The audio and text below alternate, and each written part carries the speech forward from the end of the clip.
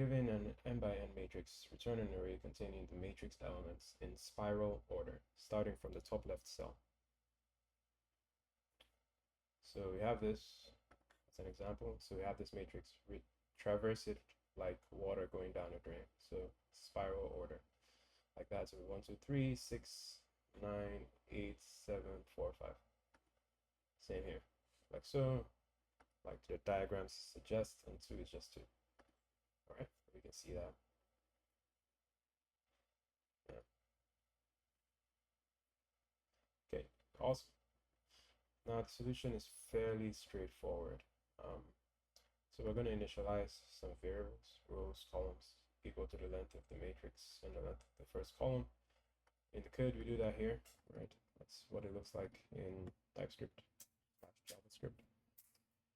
And then we have 2 pointers called row and column, and these are pointers used to traverse the matrix.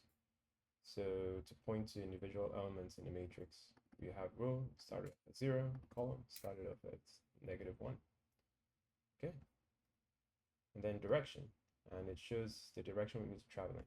It starts off as 1.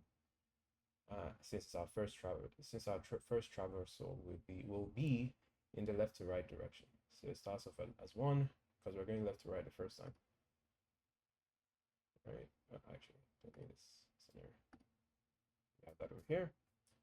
Then results that stores the matrix elements in spiral order. That's what we're going to return at the end of the day. If you can peep the bottom of this code right there. All right, so all the magic happens in here, which is very convenient for us. Still, it's a medium problem, so pay attention. So we're gonna start from the top left by adding direction to column, yada yada yay, while keeping the value of row unchanged. Okay, this is a lot of text to read, like a boatload of text to read. Instead of doing that, let's use the diagram. Okay, so we have these things initialized for this particular example, right?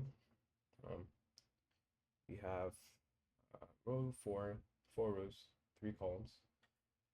We start off our pointer to 0, point at 0, column to -1, direction of 1.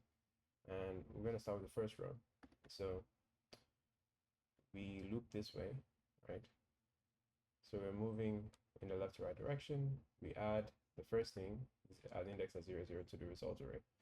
And that happens here. So while there's still something here, so remember these are the dimensions of the matrix we've been passed. So while these are greater than 0, so that gives you a clue that we're going to be taking these down over the course of time. We'll move horizontally in 1 of 2 directions. Left to right, the direction is 1. Right to left, it's -1. Okay? And then we're going to increment the column pointer to move horizontally. And that looks like this.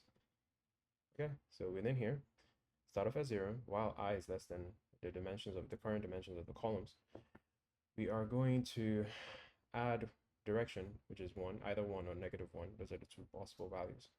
Add it to this pointer, and then index the matrix with our 2 pointers, row and column, to append it to the result array, as you can see here. So that's what's happening. That's how 6 gets in here. So row and column start off as 0, because remember this started off as -1, then we added 1 to it. It became 0 for column, right?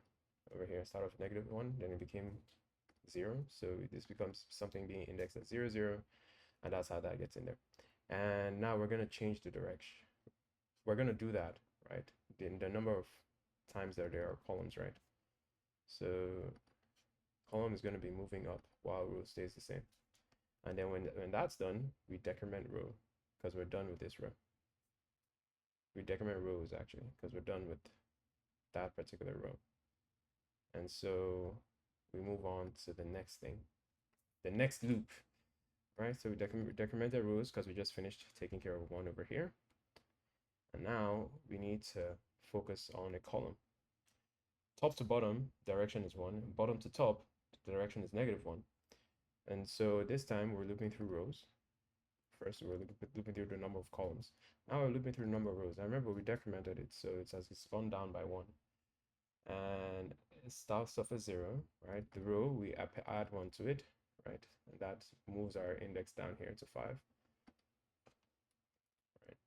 And so we index in this format for this specific example, and we just keep going, right? Down the row, pushing it into the column stays fixed in this part, and we're just appending it to result. And when we're done, we reduce the number of columns we have to investigate. And then we flip the direction for the next traversal by multiplying it by -1. So that's the gist of it, really. So it goes down, it's done. Now when it's done, we decrement columns, right? Pay attention to columns here. Becomes 2, right? Rows, we have 3 rows to investigate, 2 columns left to investigate. This time we're going this way, so the direction is multiplied by -1, and we keep going. Loop again. All of that is within this one while loop. So now imagine this finished and then it wrapped around, because row is still greater than 0, columns are still greater than 0, and then the same operation happens, but this time direction is different, right? It was flipped, was multiplied by -1. Right? But the same procedure happens, and that's what helps us index the matrix. Our goal is to index the matrix appropriately, and that's what helps us set things in the right order. Okay, that's all there is to this problem, really. There's nothing else that's left to see. Then you return the results. C'est fini. That's all. Everything fits in here. All right, let's look at the time complexity. N by N, similar to what we've been investigating so far, and we don't store any extra things, so it's O of 1. That's all. Like, comment, subscribe, share, upvote. See you next time.